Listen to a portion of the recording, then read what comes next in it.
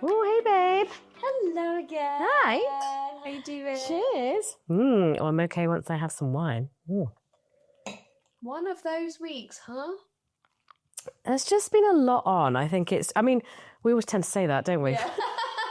So it's not really been a week where we've gone, been really boring this week. Instead of like introducing this podcast properly, we just say, "Oh, I feel like there's been a lot on." That sums it up. I know. There's been a lot on. We haven't really gone to not really much on this week. You know, we've never really started any with that, have we? It always feels like, and I think that's fair. Like life at the moment always just feels like there's a lot. If it's not one thing with one child or whatever, it's something work related or something social or something to plan, something to navigate, you know? I totally agree. And I do think actually not that we're going to get into any politics or anything like that, but there's a lot going on in the wider world as well, which I can't help think that it is impacting my psyche and my emotional state. And do you know what I mean? It's just like every time I get a news alert and I'm like, oh God, what's happened now? Yeah. What is it now? What's he done now? Yeah, well, this is why, and I don't know whether it tells into the conversation we're going to have today or not, but we generally in my house now, more than recently, stay away from mainstream media. Yeah, for good. That reason. Yeah, good choice. Yeah, because it's it's always somebody's opinion or an organization's opinion, or you're trying to be influenced one way because that's what the direction that TV channel going or that newspaper going, and you struggle then to know what's actually happening, what's going on, what's authentic. This is the thing. I mean, not that I'm kind of breaking barriers or anything here, but working in marketing and press and what have you, and what we do at work, we know that obviously the Daily Mail have more lawyers than journalists. You know, the BBC are controlled by the government. So again, you're being warped. Exactly. So actually now at home we generally get our news or our media through open channels. So YouTube or TikTok. And I say that loosely because I tend to just stay away from it. But if I want to find out what's happened, I will find it myself from another source. Yeah. But I guess actually that does feed into the conversation we're having today about other people's opinions and how that influences what you do and how we actually take on what other people think or what other people are trying to say. And is it from a good place or is it from a judgy place or is it from it's so difficult to kind of figure and navigate that acceptance of someone's feedback, opinion, suggestion, those kind of things, because you never quite... I mean, I guess it depends on the topic and things, but I think one of the things that kind of I was talking to you about was I know that some people find it very difficult for other people to suggest ideas to them, and whether it comes from a good place or a negative place. I mean, I'm very aware that not everybody's, a saint, and it's a bit I mean, I don't know if you have it, but my parents are always nagging me, always. Vix, you need to lose weight. Vix, you need to be more healthy. Vix, you need to do this. You need to do that. But it's not coming from a nasty place. They generally want me to be better, healthier, but it's really difficult for me to listen to them. That's such an interesting one. And funnily, I had been listening to another podcast and they were having this exact conversation about, with best intentions, a parent speaking to a child about exactly what you've said. Oh, is that the right thing for you to eat? Do you want to be doing more exercise or whatever? And it's coming from a good place, but there's intent behind it. There's something behind it, good, bad, whatever. But it's then how it's being received. That's a difficult one. And I think the are you eating healthily? Are you exercising is interesting. Because generationally, our approach to, what's normal or what's acceptable has changed. And our parents' generation, I guess, were in this, moment on the lit to lifetime on the hip sort of generation, like that Jane Fonda sort of everyone's doing aerobic exercise. And that's just what they're conditioned to be like. Whereas now we're way more accepting of people being all shapes and sizes, and it's not necessarily like skinny mini, that's the norm. It's now very different. And it's really interesting. I don't know if your parents are the same, but my understanding of nutrition, even with the size I am, is better than my mum and dad's. Totally. So my mum's, you know, she's now in remission, but she was pre-diabetic, and that, you know, they were telling her that she needed to kind of, you know, change her diet and what have you. She thought she was eating a mega healthy diet. And when I said to her, "What are you eating?" She goes, "Oh, well, I'm doing toast with ginger jam every morning. Sugar, carbs." And I was like, "Mum, you need to start with a protein. Start with, hydrate yourself and then start with a protein." "Oh, no, I couldn't do that. It's far too much food, you know, having eggs or having," you know what I mean? Yeah. And they couldn't see the sugar in carbs like bread. And I'm like, no, don't start with bread. You know, things like that. And it's like the intent for them wanting to help me is great. And I appreciate the love and the care. But I'm like, you don't know what I mean, and who's to argue, I guess, who knows what. Help yourself first. Yeah.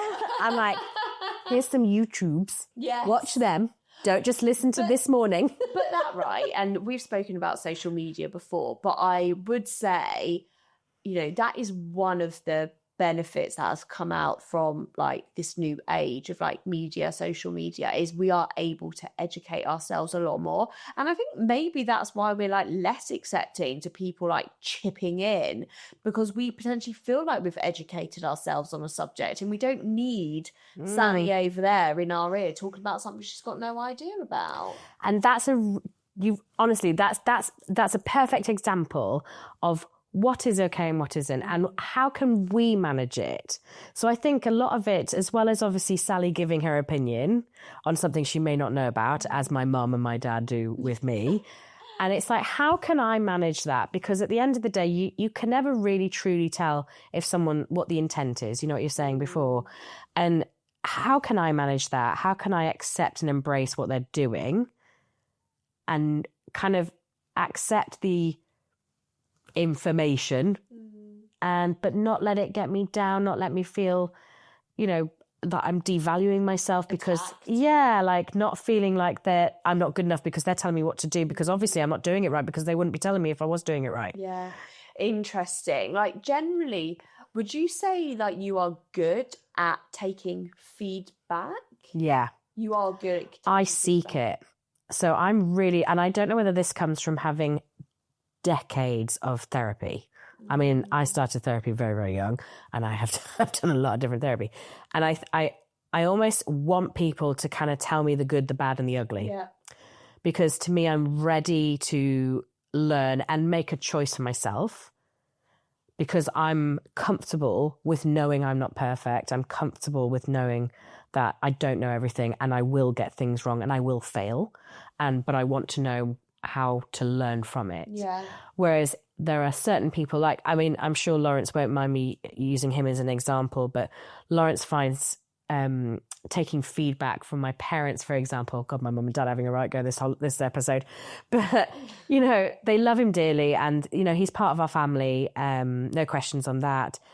But because his mum passed away when he was 14. Oh, I didn't know that. Yeah. So he has not really had parental nagging.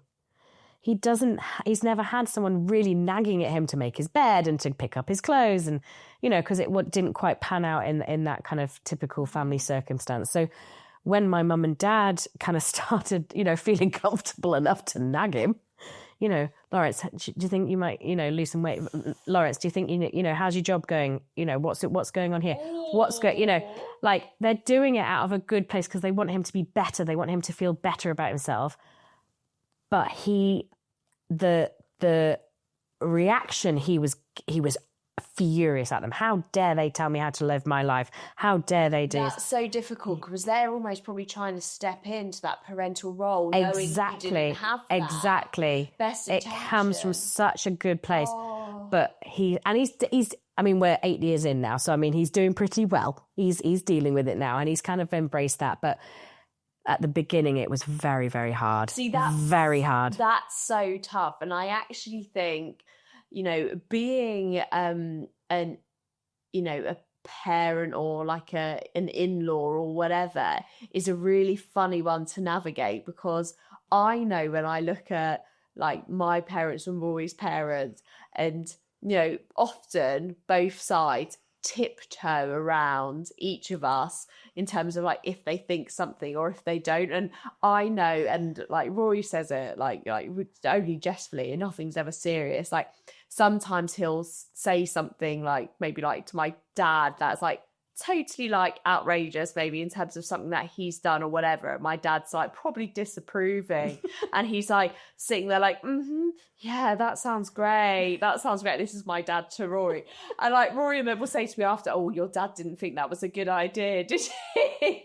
And you're trying to be like really like politically correct, and the same on the other side, like Rory might like have a bitch and a moan or a passive bitch and a moan to his mum maybe about something that I'm doing with the kids. And one of the biggest things is I'm not a hypochondriac when it comes to like illness or ailments with the children. I'm very much like get on and get over it. Yeah. And so often Rory will say to his mum, oh, the kids have got this. And I'll be like, oh, no, it's just X, Y, and Z. And Rory will be like, oh, Dr. Erin over there has diagnosed our children or whatever. Then I know that Rory's mum probably wants to say something in one of our favour, but, really like tight-lipped, won't say anything. And it's really, again, hard to navigate that situation. Yeah, it really is. And I think kind of that whole thing in your friendship groups and at work, and it's how do you take feedback? And if I just reflect, I was probably a bit arrogant by saying that I can take feedback really well, because I'm sure there's circumstances where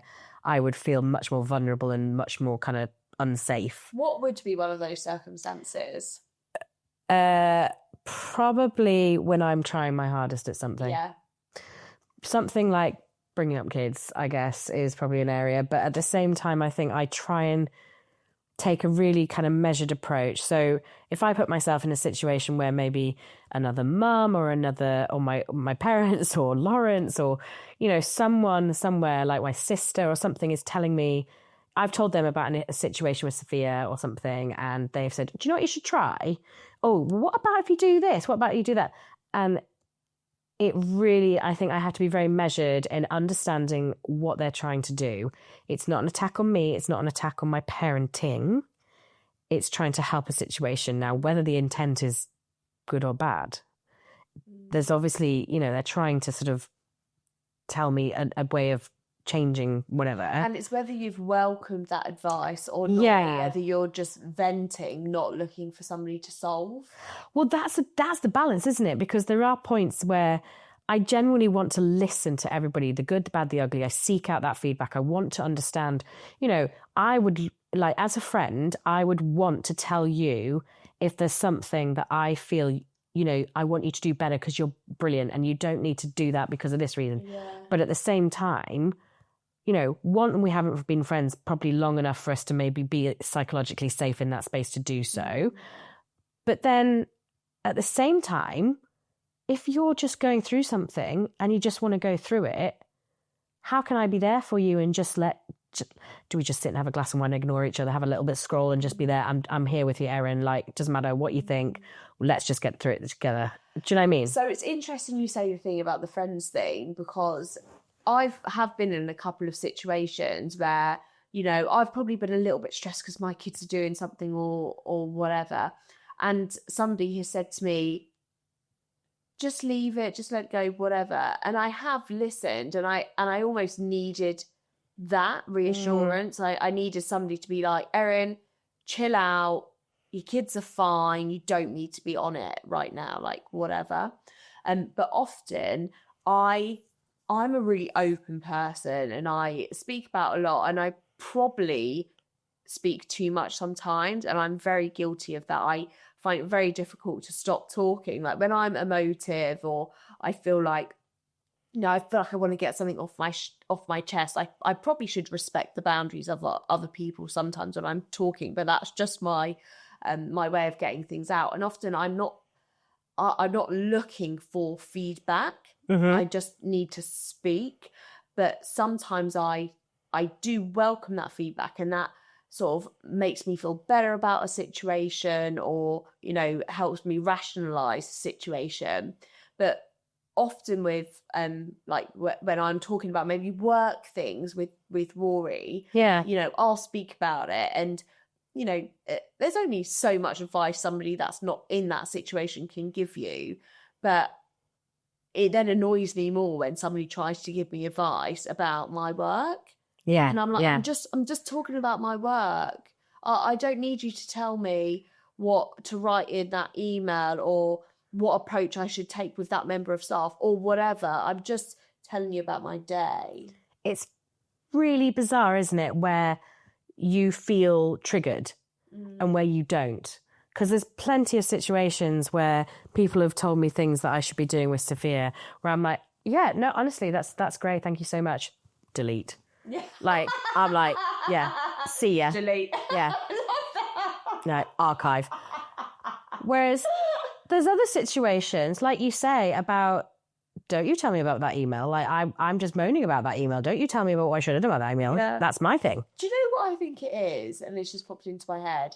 I think maybe that defensiveness comes from insecurity. Yeah, so completely, yeah. So maybe in the work environment, it's almost that like imposter syndrome thing. Like sometimes maybe where you feel like you're trying to put on an act, or, you know, put on an act, do a job, whatever. Yeah. You know, when somebody says something, it makes you question your ability, or not even your ability, but it makes you think, are they questioning your ability? Honestly, I mean, I've suffered from imposter syndrome for about 10 years, and I had a coach last year to address it. And that's one of the biggest things, is the insecurity you perceive on an environment, a situation. So I had a big thing about being in a meeting. I never felt my value or worth in a meeting. And again, it's that whole thing of sort of, you know, I craved feedback almost to the point that it was kind of validating my lack of worth of being there. Do you know what I mean? It was a bit of a kind of warped way of doing it, but the coach was really good at working with me, at really understanding kind of, you know, is there particular people that trigger it? Is it a particular environment, a type of meeting, you know? And we kind of figured out it was financial meetings, because maths has never been my strong point. I am not good with money. I will put my hands up here. And it really was that environment where we're talking about kind of numbers and forecasting. And it was just because it was a weak spot for me. And they use all of the lingo, the jargon, honestly. Like finance for basics. That's what they should do. Everyone should have to speak in like that language, like the completely language. Yeah. So again, it's just, I think you're totally spot on with the insecurity thing. And I think it, you know, it spans the entire sort of broad spectrum of life and everything that comes with it. And it's like, how can we sort of almost take a breath and go, okay, I'm going to take that advice on. Yeah. It's defensiveness as well. Yeah. It's sometimes really hard to hear from other people things that you're already worried about. Yes, I can imagine that. Yes, that scenario with me, like in certain circumstances where I'd kind of do that. Yeah. If you think, oh, I haven't handled that situation very well, and then you're trying to front it, and then somebody sort of tells you, oh, maybe you haven't handled that situation very well, you're almost like, no, I handled that situation perfectly. You know, this was exactly what I needed to do. And then you almost try to convince yourself, because it's really hard to admit sometimes that you're wrong.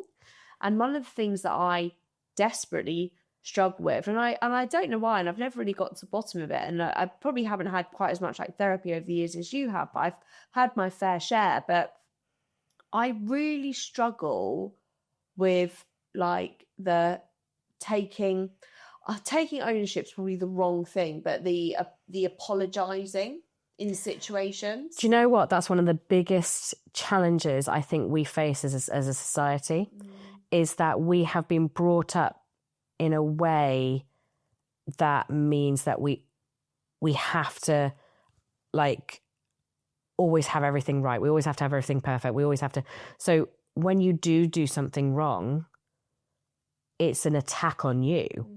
whether it's your fault or not, whether it was an accident or not, whether it was unfortunate or not, whether it was a circumstance or not, you know, you feel it's a notch on your kind of, you know, weakening yourself. And I always feel like I'm justifying my apology. Like, I hate feeling like I'm being forced to apologize, right? Yeah. You know, when someone totally says, you need to say sorry for that. And I'm like, oh, I really don't want to say sorry for that. Like, I don't feel like I've done anything. And then my apology becomes I'm sorry if you, or I'm sorry if that, you know, rather than a genuine apology, because actually I don't maybe feel like I did do anything wrong. But at the same time, why are you apologising for something if you don't feel you've done anything wrong? That they want you to apologise, and then who's right or who's wrong? Yeah, see, that's where I would disagree with that.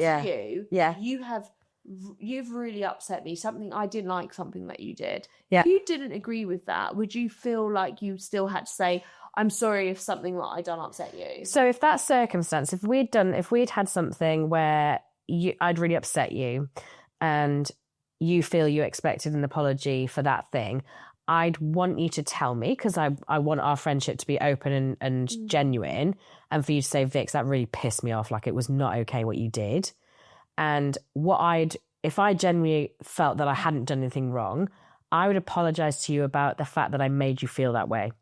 Yes, I'm sorry if I made you feel, not sorry for the action, because I don't feel like I've done an action. And that's the thing. I mean, I know that there is like a wider context to this, because there's lots more to this, I guess, in like a psychological space. But that's my thing. It's like because Lawrence has had some pretty spicy relationships in the past, he finds things very triggering very quickly. And he goes, oh, you made me feel like, you know, I was nothing. You made me feel worthless. And I was like, I didn't, like, that was not the intention at all. Like, that's but again, I don't want him to sort of think that I'm discounting it by saying, oh, that's your thing. Do you know what I mean? So it's like a balance between going, look, I'm really sorry that you feel that's what I was doing, but that was not my intention. Yeah, that's your problem. That's your situation that has triggered that. So hard. It's so difficult. And that's where, again, it's like really understanding how can we all create, I'm not going too deep, but how can we create like psychological safety with each other where if you're in a bad mood, Erin, I don't mind you being in a bad mood because you're in a bad mood. I don't want you to suddenly be okay and forced okay because I'm here. Yeah. Be yourself. Like, I want you to be you. And like, I'm happy to sit with you in that bad mood. If we want to sit and ignore each other have a glass of wine, that's fine.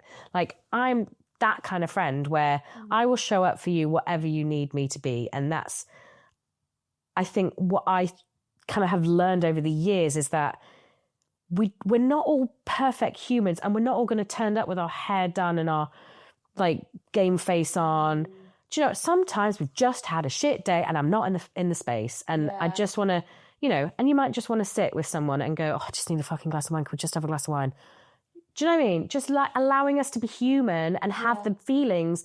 Like I was saying, I think on another episode that we were doing, I think jealousy is okay as a human emotion. Like, we should be allowed to feel jealous of people as long as it's coming from a good space and not like oh, I'm going to get you because you've done this, and, you know, I'm going to isolate you because you've done that. It's like the jealousy versus envy thing. Like, you can be envious of someone's situation or as opposed to jealous of it.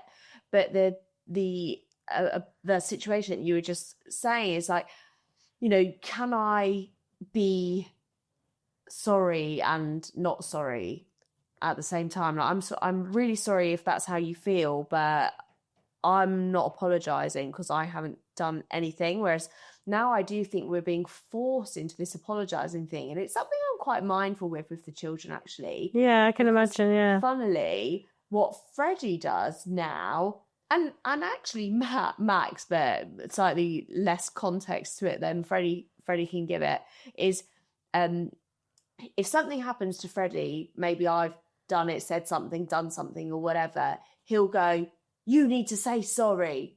And I'm like, well, you're upset because something you done. Yeah. Or you've done something that's made mummy cross. Yeah. I've got cross at you. It's consequences. You're sad. And now you want me to apologise because you're sad. And it's like, well, I'm sorry you're feeling sad, but you shouldn't have pissed mummy off. Mummy does not want to be pissed off. Well, actually, you should have just followed the instruction I gave you 3 times. Well, that's it. The instruction that you asked them to do gently 5 times ago, and then by the time you got to the 4th time, you're like you've got the itch, and you're like, just do it. But then I don't want him to get this complex about saying sorry, and I would say I have a complex about saying sorry, and I don't know why, and I don't know if it's, as we've gone back slightly in the conversation, it's to do with like self-worth, and does it lower my value if I feel like I've done something wrong, and now we need to go into therapy for that, like, or whatever, you'd have that conversation. But like, I do want to encourage the ability to apologise. But then I don't want somebody to feel like they have to apologise for everything. If you haven't intentionally done something wrong, then you need to be careful with that apology. I think you're so right. That what you've just said about being careful about sorry. You know how people say don't throw the word love around? Yeah. I think the word sorry is exactly the same. It means nothing. It means nothing. I'm sorry. Yeah, move on. So like we were saying about Freddie, so when Sophia has done something, like for example, she did something yesterday at dinner and I said, right, I don't think you should be here anymore. Go take some time, please. And she came off, she ran off crying. And I came back in and Lawrence had sat and talked to her why we'd sent her away from the table to have a moment. And she said, oh, I'm really sorry. And we just said, why? Why are you sorry? So we wanted her to almost explain. So every time she does something and she says sorry, instead of, like you say, just going, oh, sorry, like a flippant sorry, we want her to explain why she's sorry and why, oh, I'm sorry because I did this or did that or what have you. And I'm like, but do you understand, like, what you're feeling sorry about? Because again, they can say, oh, I was misbehaving, or I was not being very nice. Yeah, but do you know why? The impact, yeah. Exactly. And I think that comes into the wider context of like being an adult and having to deal with sorries and we had this situation when we were on holiday a few weeks ago, actually. Like we had been getting more and more frustrated with like what Freddie was doing. He was hyped up and he was excited or whatever. And I think I'd taken him to the bathroom and he was sitting in the bathroom. He just looked at me and he was like, Mummy, I'm sorry. And it was out of the blue and I hadn't even asked for it. And he was like, I won't do that again, or I'll listen more. It was something like that. And I was like, oh, thank you. Thank you for doing that. Like, I'm glad that you've seen it, sort of thing. Yeah. And that was an interesting one because we hadn't had that, like, authentic sorry just out of his own feeling before. That's a huge step forward. That's a massive milestone for him to recognise something and be in front of it, but say, like, I get what I've done. Like, that's huge. And the fact that I think also what's more important is that you validated him. Yeah. Because you said, thank you. I really appreciate that you said that. And I think making sorry not a, you should be. Like, let's delete that. Let's get rid of that because, I mean, I remember when I was younger, that whole kind of nasty, like, say sorry. So it makes you feel really like small and hot, and it's a nasty place. Whereas like if we're genuinely grateful to each other, and this whole thing about being kind to each other, and the fact that everybody messes up, you're human, it happens. And I don't know whether what you just said about that being forced to say sorry is where my trigger has come from. Yeah, maybe because something's like resonating with me there because. Forced to say sorry or forced to do anything. Yeah. I struggle. If I feel I have to do something happens within me. I am so the same. Like, I've just got, even talking about it, I have just got this really weird feeling in my chest about like a reluctance, like this weird dig my heels in situation. I am so the same. Oh my God, Erin, I'm the same. This is really interesting. So maybe it is like you were saying about the parenting thing about sort of like the Jane Fonda style of kind of like everybody has to be skinny minis. maybe it's the same thing where maybe in our parents' generation that, I mean, children were supposed to be seen, not heard, right? Yeah. So we were all performing monkeys to a point that we had to sit quietly, we had to read a book, we had to be perfect. There was a lot of pressure on us as children, you know, and I mean, let's just be clear, you and I are definitely not, you know, we're not forensic psychologists. Yeah. We don't know about the history of sort of like what happens at, you know, in these situations. But I'm the same as you. If someone tells me what I have to do, I react. Yeah. And so, for example, I'm a very kind of liberal person, and I have worked in very highly stigmatized arenas of healthcare, you know, things that people find quite jarring, and, you know, things like HIV and things like that. And I've been in situations with my mum and dad's friends where they might have certain conservative opinions that would conflict with mine. And when I get told to don't mention anything about gays in the military, don't mention anything about you know, HIV and you know, things like that, and women's rights, equality, you know, gender pay gaps, all this kind of stuff. That's my kind of what I believe in and what I want my children to grow up, you know, respecting and fighting for, because it's just not worth it. It's not worth the argument in the golf club at 5 o'clock in the afternoon after do you know what I mean? Yeah. And it's like, but when I get told behave, I'm like, twitch.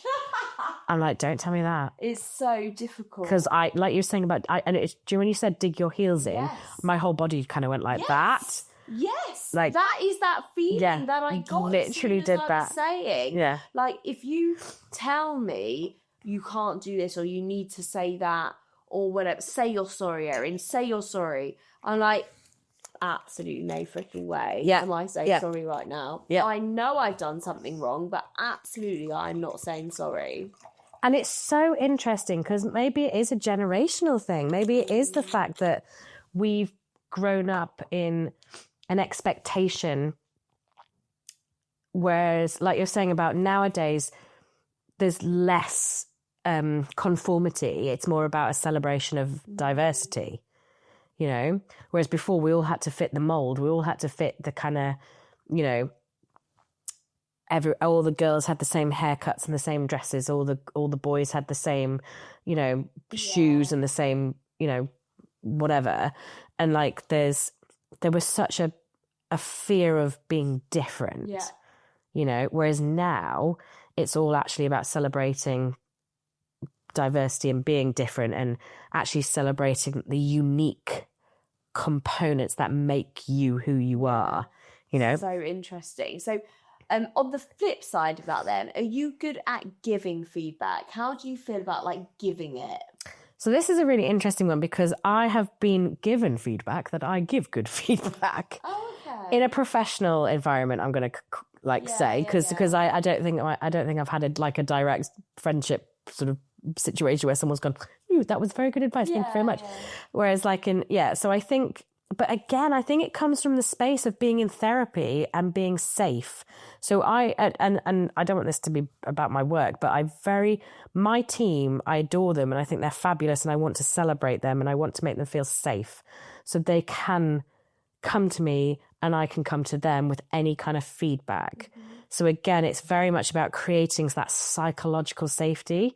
And I try and always get in front of people and say something like, look, that was a pretty tricky meeting. I think we all did really well in trying to get to the stage that we got, but let's all just, you know, we want to work together. We all want the best outcome. Let's, you know, create something amazing together. So again, it's like almost trying to create an environment where someone goes, oh, I don't have to have my backup. I don't have to be like armored and, you know, what are you going to think of me? I always try and create an environment where anybody can feel safe, because it does come from that psychological level. And last year I did a basic counselling course, and it was just a curiosity because obviously I've been on the receiving end of counselling, of therapy, of, you know, psychiatric and psychological support, whereas I'd never really seen it from the other side. So I was really curious, and I think it's done me a world of good because it really helps me understand how to approach people and how to build that safe space to create the opportunity for me to give feedback. Yeah. Yeah. And it's always a learning thing. Like over the years, like I look back now at times when I maybe thought I was good at giving feedback or whatever. And I now think, God, that must have been awful feedback. I feel really sorry for anybody that received that feedback. But I generally love to give my opinion on things, you know, right or wrong. And I'll always caveat it with, you know, this is just my opinion, whatever. But I do like that. I'm that sort of person. And I like to just, as I've said already, I'm probably too open in the way I talk about my own life. But I also love listening to other people's lives. So I'm nosy, I'm curious, and I then like to like share my own feedback. I think, you know, weirdly for, you know, the other person's benefit and for mine, because I almost like gives me some security that other people have problems.